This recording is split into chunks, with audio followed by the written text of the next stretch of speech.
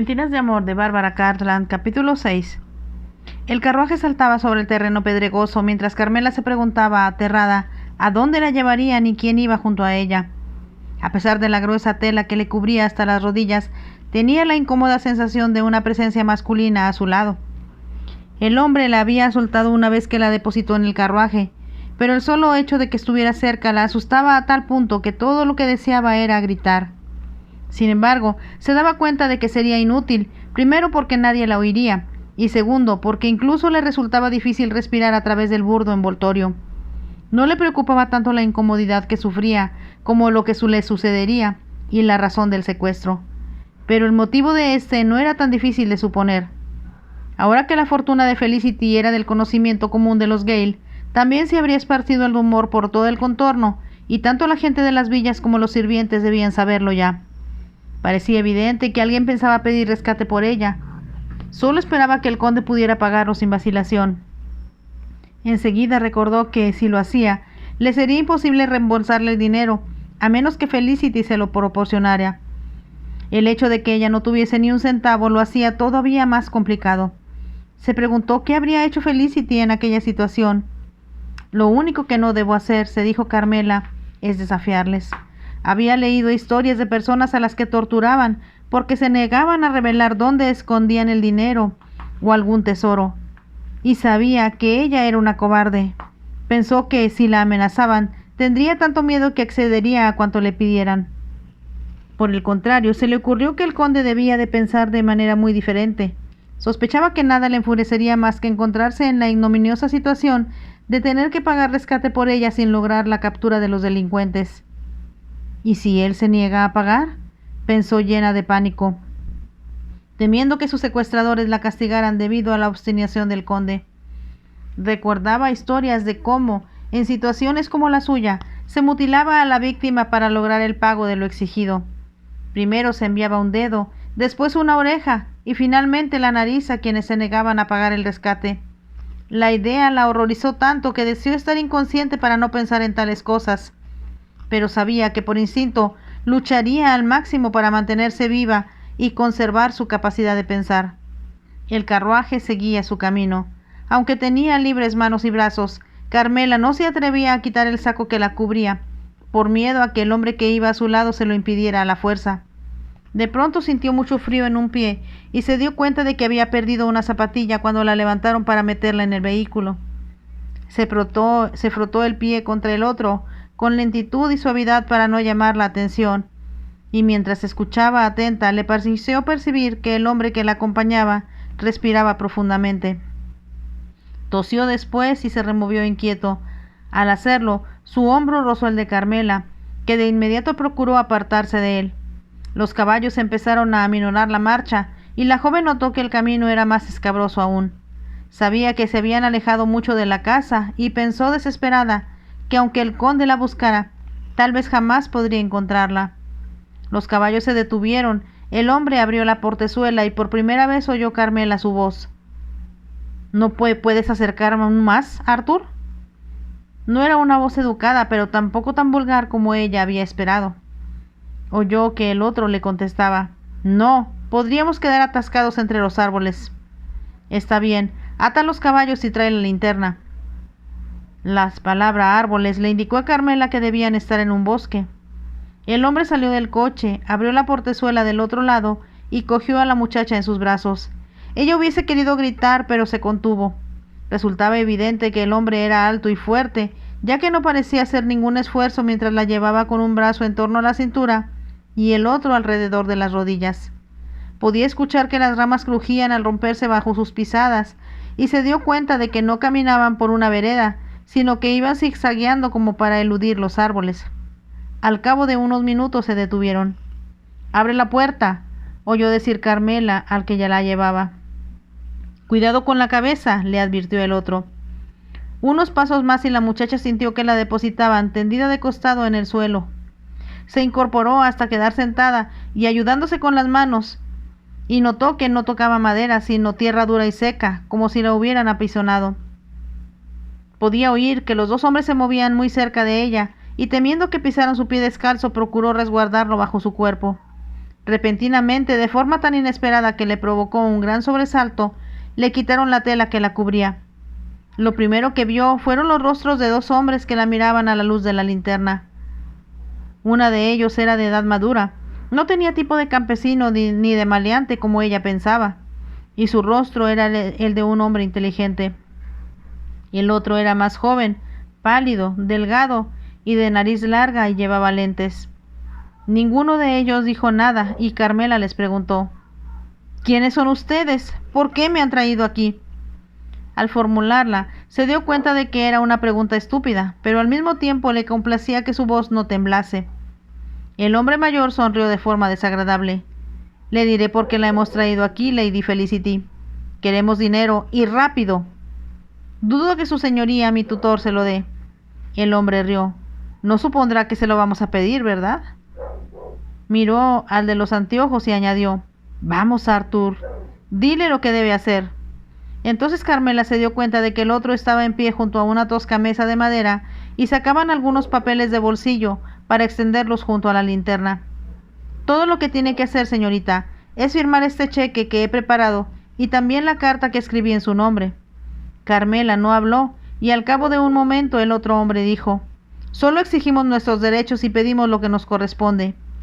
¿Qué quiere decir? Su tutor nos ha despedido sin darnos un centavo, después de tantos años que dedicamos al servicio de la familia, y ni Lane ni yo vamos a conformarnos con ello. Carmela comprendió entonces quiénes eran aquellos dos hombres, el administrador y el contable que se habían dedicado a robar durante largo tiempo al padre de Felicity. El que hablaba era sin duda Matthews, el cual había quemado su casa antes de partir. Le cruzó por la mente la idea de decirles que ya eran bastante afortunados de que no se les hubiera mandado a la prisión o a las galeras, pero comprendió que sería una insensatez y que nada de lo que les dijera cambiaría sus intenciones de obtener dinero. También sabía que si les decía que en realidad no poseía un centavo, se reirían de ella y no la creerían. ¿Qué piensan hacer conmigo cuando haya firmado el cheque como pretenden?, inquirió. Matthews sonrió de nuevo. Espero que la encuentren tarde o temprano, dijo, y si siente algo de hambre mientras tanto, siempre puede pensar que eso era lo que su amable tutor deseaba que nos sucediera a nosotros. ¿Se dan cuenta de que si los descubren, el chantaje se agregará a sus otros delitos y la pena será muy severa? Pero no nos van a coger, replicó Matthews. Nos vamos al extranjero, ¿verdad, Arthur? Pero puede usted pedir a su señoría que, si se siente generoso, atienda a nuestras perspectivas familias. Se rió fanfarrón antes de añadir: Al fin y al cabo, hay muchas mujeres allí donde vamos. Hablas demasiado, intervino Lane. Vamos, terminemos de una vez con esto. Carmela sospechaba que Matthews estaba bebido. Cuando se acercó para hacer que se pusiera en pie, pudo notar el olor a alcohol en su aliento y supo que tenía razón. Se zafó de la mano que la sujetaba de un brazo y trató de andar con dignidad hasta la mesa, pero le resultaba difícil hacerlo solo con una zapatilla, y además se hacía daño en el pie descalzo sobre la tierra apisonada. Junto a la mesa había un tronco de árbol a guisa de banquillo. Se sentó en él y Lane le acercó un tintero con 2 plumas. Le entregó la carta y Carmela leyó: A los señores Coates. Sean tan amables de entregar el dinero del cheque adjunto por la cantidad de 10,000 libras, pagadero a A.J. Matthews. Atentamente. Carmela vio que la carta estaba escrita en papel grabado con la corona del conde sobre las palabras Galston Park. Lane debía haberlo robado antes de salir de allí. Miró a los 2 hombres y preguntó: ¿Creen de veras que en el banco les entregarán una suma tan importante sin hacer más preguntas? ¿Por qué no?, dijo Lane. Su vida vale mucho más, milady. Pero somos sensatos y por eso no pedimos una suma mayor que podría despertar sospechas. Pues yo creo que deberíamos pedir mucho más, intervino Matthews. Hazlo por 20,000, Arthur. Lane movió la cabeza negando. No, les parecería extraño que una joven necesitara tanto dinero. Incluso con 10,000 pueden pensarlo. Me dijiste que los 10,000 eran sin riesgo, protestó Matthews agresivo. Nada es sin riesgo, replicó Lane. Pero como la señorita es tan rica, pensarán que va a comprar caballos o joyas y no recelarán de la carta ni del cheque. Si te equivocas, te mato. Bueno, aprisa. Lane miró a Carmela y señaló con el dedo el lugar de la carta donde debía ir la firma. Ponga aquí su nombre. Carmela se debatía entre firmar la carta con una copia más o menos parecida a la letra de Felicity o hacerla de modo tan diferente que en el banco tendrían sospechas de inmediato y se negarían a entregar el dinero. Por un momento pensó que era una brillante idea y así recibirían el castigo que merecían, pero comprendió que huirían a la primera señal de duda en el banco y llevaría tiempo que los Coates se pusieran en contacto con ella para comunicarle lo sucedido. Mientras tanto, ella estaría allí prisionera. Si el conde no la encontraba, podrían pasar días, quizás semanas, sin posibilidades de escapar. Entonces se le ocurrió que la única oportunidad era tratar de llegar a un arreglo con estos hombres. En lugar de tomar la pluma, dijo: «Si firmo la carta y el cheque, ¿volverán para liberarme?». Matthews titubeó un momento, y ella comprendió que su primera reacción había sido decirle que, por él bien podía pudrirse allí, pero una ráfaga de malicia cruzó por sus ojos cuando repuso: «Por supuesto, milady, si usted cumple, nosotros también». Mentía. Carmela supo que no tenía intención de volver para dejarla libre. En el momento que recibieran el dinero, partirían al extranjero. «Pondré el nombre de Felicity, pero con mi propia letra», decidió. Pero como si le hubiera leído el pensamiento, Lane advirtió: «Si trata de usar algún truco, milady, se arrepentirá». «¿Como un truco?», preguntó Matthews. «¿Qué piensas que puede hacer?». «Firmar el cheque de manera que el banco no acepte canjearlo», contestó Lane. «Sospecho que es lo que pensaba hacer». «Atrévase», rugió Matthews. «Si hace algo así, vuelvo y le destrozo la cara. Ya he recibido bastante de su señoría como para tolerar una jugada de usted ahora». Carmela sintió como si el corazón se le paralizara de miedo, así que aseguró: Lo firmaré como ustedes desean». «Más le vale», amenazó Matthews, y se volvió hacia Lane. «¿Conoce su firma?». «¿Cómo voy a conocerla?». «Tendremos que confiar en ella». «Así es», dijo Lane. «Y como le has prometido que en cuanto cobremos el dinero volveremos a liberarla». Habló con una entonación deliberada para indicar a Matthews que aquella era la única forma en que podían estar seguros de que ella firmaría como deseaban. Pero Matthews, aturdido por el alcohol, no le comprendió. «Yo no voy a De pronto notó las señas que Lane hacía a espaldas de Carmela y a duras penas evitó que las palabras salieran de su boca. «Está bien», dijo. «Será como usted quiera, milady. Volveremos». Carmela pensó que era inútil. No tenían intenciones de regresar, pero ella temía demasiado engañarles y que se vengaran dañándola físicamente. Sin decir nada más, mojó una pluma en el tintero y con lentitud, porque tenía que ser cuidadosa al imitar la letra de Felicity, firmó la carta. Después, Lane le entregó el cheque. Ella lo firmó igualmente. Mientras el contable le ponía arenilla a la tinta para que se secara, Matthews dijo: «Ahora veremos lo aprisa que nos llevan a Londres esos caballos que alquilaste». «Llegaremos antes que abra el banco», le aseguró Lane. Se metió el cheque y la carta en un bolsillo y guardó en una bolsa de cuero el tintero y las plumas. «Espero que esté cómoda, milady», se mofó Matthews. «Mientras permanece aquí puede meditar sobre ese refrán que dice: quien ríe de último ríe mejor». Mientras hablaba, iba hacia la puerta y se inclinó un poco para pasar por ella.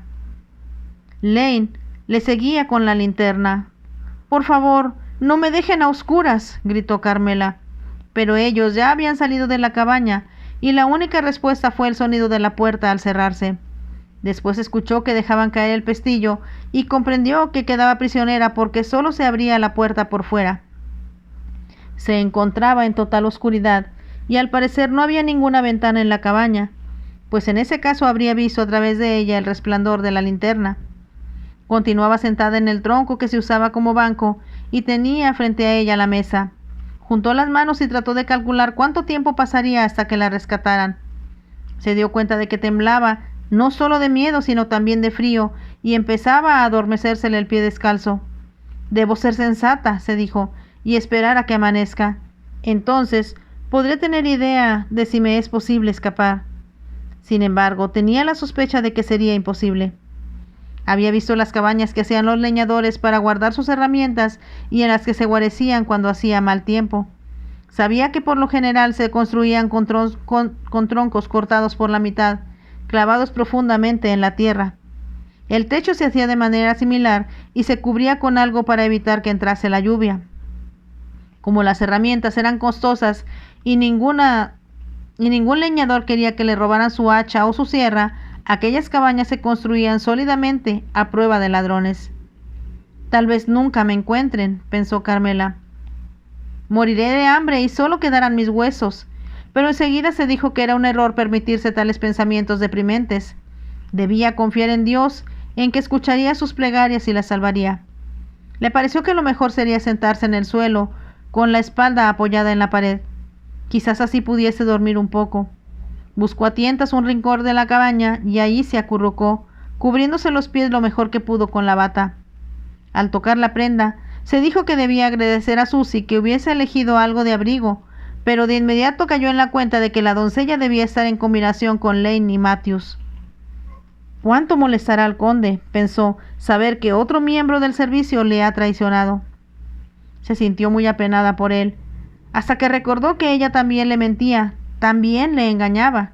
Sin embargo, estaba segura de que, en cuanto se diera cuenta de su desaparición, utilizaría toda su percepción y destreza para encontrarla. Pero lo más pronto que podía suceder tal cosa era a las 8 de la mañana, cuando no se presentara a desayunar como él había acordado. Entonces se daría cuenta de que algo malo sucedería. No creía que había huido, ya que no faltaría nada de su ropa excepto la bata. Me encontrará, sé que me encontrará, pensó, sintiendo como si un rayo de luz brillase en la oscuridad. Se recostó en la pared y escuchó. En el silencio de la cabaña, todos los ruidos del bosque eran perceptibles.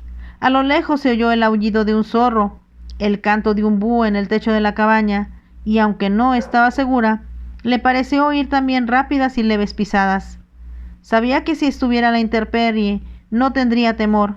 El bosque formaba parte del mundo mágico de los cuentos de hadas que su padre le relataba cuando era pequeña. Ahora deseaba que los gnomos que vivían en los troncos de los árboles se deslizaran bajo la puerta de la cabaña y acudieran en su ayuda. O quizá que los pájaros le llevaran un mensaje al conde, despertándole para avisarle del peligro que ella corría. Pero como no podía enviar un pájaro, tal vez sus pensamientos sí fueran capaces de volar por encima de los árboles hasta la mansión. «Ayúdame, ayúdame», le llamó, pero pensó también que, aunque él era muy perceptivo, no estaban tan unidos espiritualmente como para poder comprender que ella le necesitaba. Entonces recordó la forma en que le había besado su mano al desearle buenas noches, y le pareció sentir sus labios cálidos y un tanto posesivos sobre su piel. «Ayúdame», repitió mentalmente, y sintió como si las vibraciones que emanaban de ella volaran como pájaros desde su prisión hacia la única persona que podía salvarla. Y aquel profundo anhelo de él, que surgía en su mente y en su cuerpo, fue como una luz que le hizo ver la verdad. Estaba enamorada de Selwyn Gale. Selwyn despertó con una sensación gozosa porque le esperaba una grata jornada.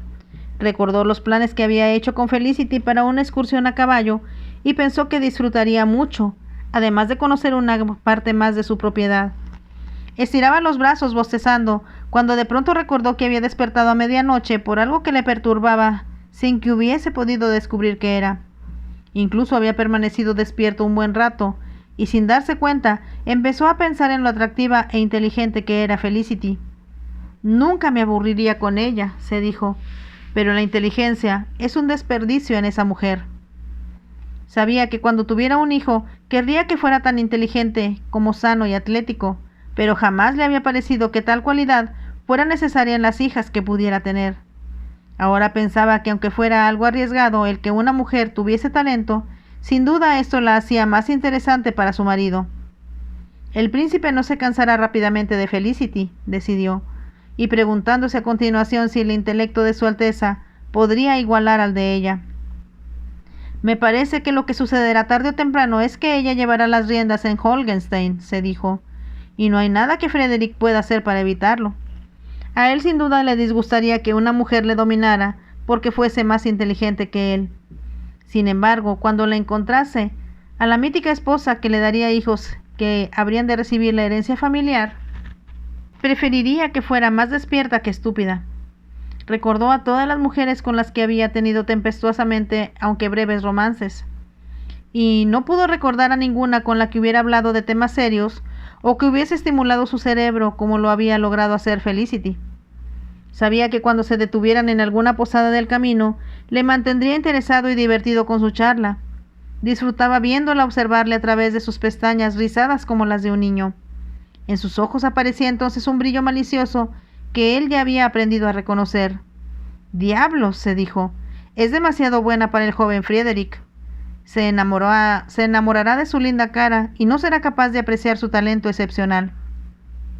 Mientras pensaba en Felicity, la imagen de la muchacha era muy vívida en su mente. Era algo así como si estuviera a su lado en el lecho, hablando con él. Entonces, con una inquietud que no acertaba a definir, se dio vuelta en la cama y se obligó a pensar en otra cosa. Paulatinamente volvió a conciliar el sueño. El ayuda de cámara del conde entró silenciosamente en la habitación para colocar junto a la cama una bandeja donde había una jarra de té y unas rebanadas de pan con mantequilla. Se dirigió luego a las ventanas para descorrer las cortinas y dejar entrar la luz del sol. «Es un hermoso día, Jarvis», observó Selwyn. «Así es, señor. Discúlpeme, pero he decidido decirle que la señorita Humphreys está muy preocupada». «¿Preocupada? ¿Por qué?» Selwyn se sirvió un poco de té en la taza mientras hablaba. «No puede encontrar a la señorita, milord». Selwyn miró sorprendido a su ayuda de cámara. «¿Qué significa eso de que no puede encontrarla?» «No está en su habitación, señoría. Pidió que la despertaran temprano para bajar a desayunar con milord, pero no aparece por ningún lado». «Debe haberse levantado temprano y habrá ido a las caballerizas», sugirió el conde. «No, milord. La señora Humphreys también ha pensado en ello, pero la señorita no se ha vestido. De su guardarropa solo falta una bata gruesa, que según dice la malla de llaves, milady no había usado desde que llegó aquí». «Parece un misterio», comentó Selwyn con buen humor. «Pero espero que tenga una explicación sencilla. Suponía que tal vez Felicity hubiese subido a la azotea para ver el amanecer, o quizás se encontrase en la biblioteca buscando algún libro que deseaba leer. Le parecía que la señora Humphreys era bastante exagerada, y su alarma era un buen ejemplo para ello. Llamaron a la puerta y Jarvis fue a abrir. Habló con alguien y un momento después volvió junto al lecho. «¿Qué ocurre?», preguntó Selwyn, mientras se llevaba la taza a los labios. «La señora Humphreys me pide que le diga, señoría, que una de las doncellas acaba de encontrar esto junto a la salida posterior de la casa». Jarvis mostró al conde una zapatilla de raso color malva. «¿Dices que la han encontrado en la puerta trasera de la casa?» «Así es, milord, y el señor Newman dice que hay huellas de un carruaje. Asegura que no estaban ayer por la tarde cuando entró él por esa puerta». El conde dejó la taza sobre la mesita y saltó del lecho con rapidez. Se vistió apresuradamente y salió de su dormitorio para dirigirse al de Carmela. Como esperaba, encontró ahí a la señora Humphreys retorciéndose las manos. «Menos mal que viene, señoría. Milady nunca ha hecho nada semejante desde que llegó, y ya he mandado a las doncellas a que la busquen por todas partes. No hay habitación que no haya sido revisada». «No lo entiendo», exclamó Selwyn. «También Susie ha desaparecido», continuó el ama de llaves. «Pero no es que yo crea que esté con la señorita.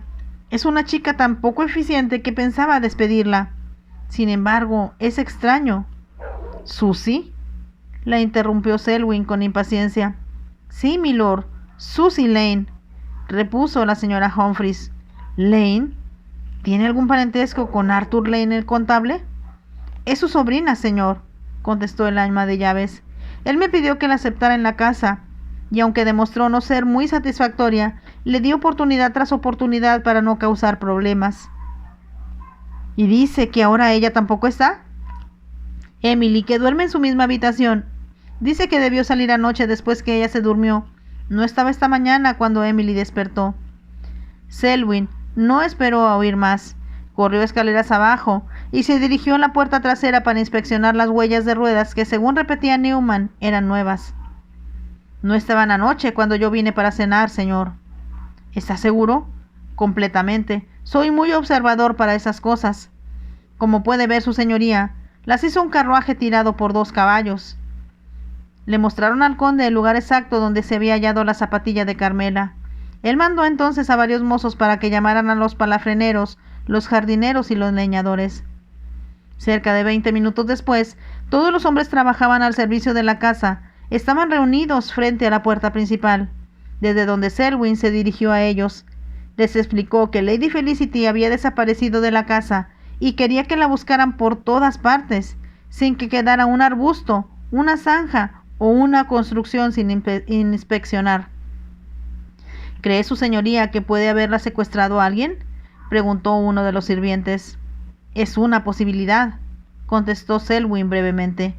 Recordaba con toda claridad lo mucho que habían hablado los Gale de la fortuna de Felicity, y al igual que Carmela, suponía que toda la servidumbre debía haberse enterado. La noticia se habría extendido como el fuego por la propiedad y las villas cercanas. Al diablo con el dinero, pensó. Lo único que importa es que Felicity esté a salvo. Cuando terminó de dar instrucciones a los hombres, subió a la silla de su caballo y partió para buscarla a él también. Mientras cabalgaba, sentía una urgencia por encontrarla muy diferente a cualquier emoción que hubiera conocido hasta entonces. Experimentó de pronto un profundo temor al pensar que la hubieran lastimado, drogado u ofendido de cualquier modo sus secuestradores. Aunque no la hubieran lastimado físicamente, sabía lo sensible que era Felicity y el terrible impacto mental que le causaría cualquier cosa desagradable que le sucediera. Tengo que encontrarla sin pérdida de tiempo, dijo en voz alta, y lanzó al galope su montura. Fin del capítulo 6 de la novela Mentiras de amor de Bárbara Cartland. Las espero en el siguiente capítulo y si les gustó, por favor déjenme un like. Nos vemos. Bye.